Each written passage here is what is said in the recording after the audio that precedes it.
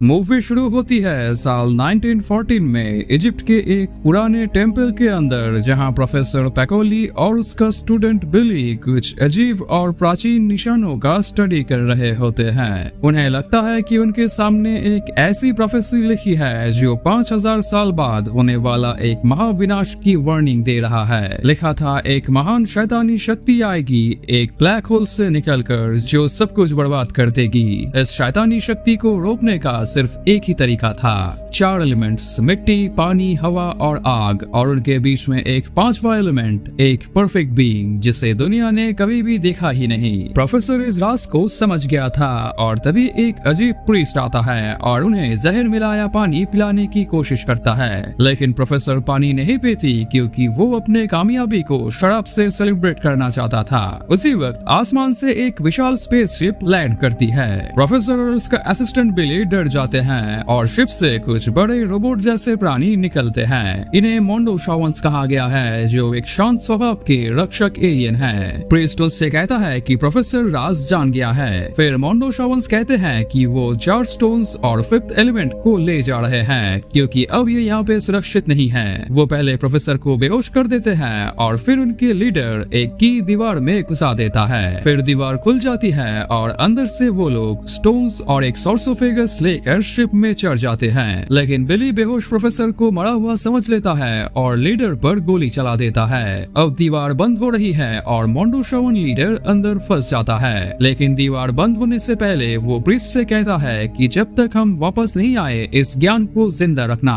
और फिर वो उस की को प्रीस्ट को दे जाता है। इसके 300 साल बाद साल होता है 2263 और स्पेस में एक जायंट फायरबॉल अर्थ की तरफ बढ़ रहा होता है। न्यूयॉर्क शहर में फेडरेटेड टेरिटरीज के प्रेसिडेंट से मिसाइल से अटैक करना चाहता है, लेकिन एक प्रीस्ट जिसका नाम है विटो कॉर्नेलियस, वो कहता है कि मिसाइल इसे नहीं रोक सकती बल्कि इसे और भी पावरफुल बना देगी। इसे सिर्फ 5 तत्वों की शक्ति ही रोक सकती है। प्रेसिडेंट उन्हें इग्नोर करता है और मिलिट्री को मिसाइल छोड़ने की ऑर्डर देता है। मिलिट्री उसे मिसाइल से उड़ाने की कोशिश करती है, लेकिन फायरबॉल उन मिसाइल्स को एब्जॉर्ब करके वापस फायर करता है, जिससे पूरा मिलिट्री शिप तबाह हो जाता है। इसके बाद के सीन में हम अर्थ पर एक रिटायर्ड सोल्जर कॉर्बिन डलस को देखते हैं, जो अब टैक्सी ड्राइवर का काम करते हुए अपनी नॉर्मल लाइफ जी रहा होता है। एक छोटी सी अपार्टमेंट, एक बिल्ली और बोरिंग जिंदगी। खैर, रोज की तरह वो टैक्सी लेके निकल जाता है। इधर न्यूयॉर्क प्रेसिडेंट हाउस में प्रीस्ट कॉर्नेलियस प्रेसिडेंट को वो 5 एलिमेंट्स के बारे में बताने लगता है। सब कुछ समझाने के बाद वो कहता है कि इस फायरबॉल को रोकने के लिए मोंडोशावंस अर्थ में आने की परमिशन मांग रहे हैं। प्रेसिडेंट परमिशन दे देता है, पर अर्थ में घुसने से पहले ही मोंडोशावंस क्राफ्ट को मैंगलोर्स नाम की दूसरे एलियंस तबाह कर देते हैं। ये मैंगलोर्स एक तरह का शेप शिफ्टिंग शिकारी एलियन है जो पैसों के बदले किसी भी तरह के बुरे काम को अंजाम देते हैं। खैर, क्रैश्ड मोंडोशावंस स्पेसक्राफ्ट से साइंटिस्ट एक हैंड रिकवर करते हैं। डीएनए एनालिसिस से पता चलता है कि वो किसी एडवांस्ड लाइफ फॉर्म का पार्ट था। इसके बाद लैब में उस डीएनए से एक लड़की रिक्रिएट की जाती है जिसका नाम है लीलू, जो जेनेटिकली एक परफेक्ट बीइंग होती है, और यही है वो 5th एलिमेंट। इसी तरह वो लैब से एस्केप करती है और फिर उसे पकड़ने के लिए पुलिस भेजी जाती है। भागते हुए एक टनल से गुजरकर लीलू बाहर आती है, पर पुलिस भी आ जाती है। वो जंप करती है और सीधा कॉर्बिन के फ्लाइंग टैक्सी के ऊपर गिरती है, पूरी तरह कंफ्यूज्ड और डरी हुई। कॉर्बिन उसे देखते ही उसके प्यार में गिर जाता है। पुलिस उसके पीछे होती है, लेकिन कॉर्बिन उस लड़की को बचा लेता है। वो लड़की कहती है कि मुझे प्रीस्ट विटो कॉर्नेलियस के पास ले चलो,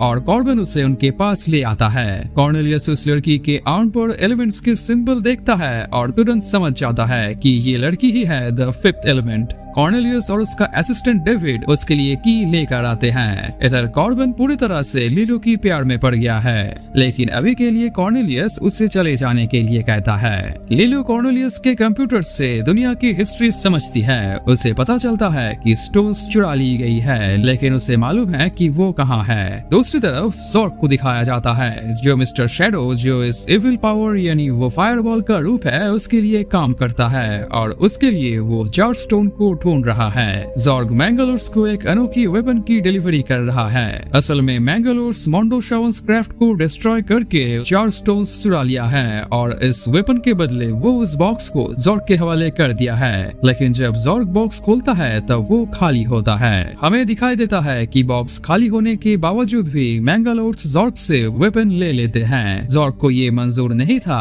और कुछ देर बाद जब एक मैंगलोर वेपन का रेड बटन प्रेस करता है तब एक बड़ा सा धमाका होता है। मैंगलोर्स घायल हो जाते हैं, लेकिन फिर से जॉर्ग से सौदा करने के लिए वो स्टोन्स ढूंढने के प्लान बनाने लगते हैं। इधर कॉर्नेलियस को पता चलता है कि स्टोन्स एक एलियन सिंगर डीवा प्लावालागुना के पास है जो फ्लॉस्टन पैराडाइज नाम के एक स्पेस होटल में परफॉर्म करने वाली है। इसलिए उन स्टोन्स को लेने के लिए गवर्नमेंट कॉर्बन को सीक्रेट एजेंट बनाकर उस जगह भेजने का प्लान बनाता है। कॉर्बन के नाम एक रिग्ड कॉन्टेस्ट जिता दिया जाता है और गवर्नमेंट उसे फ्लाइट टिकट भी दिलाता है।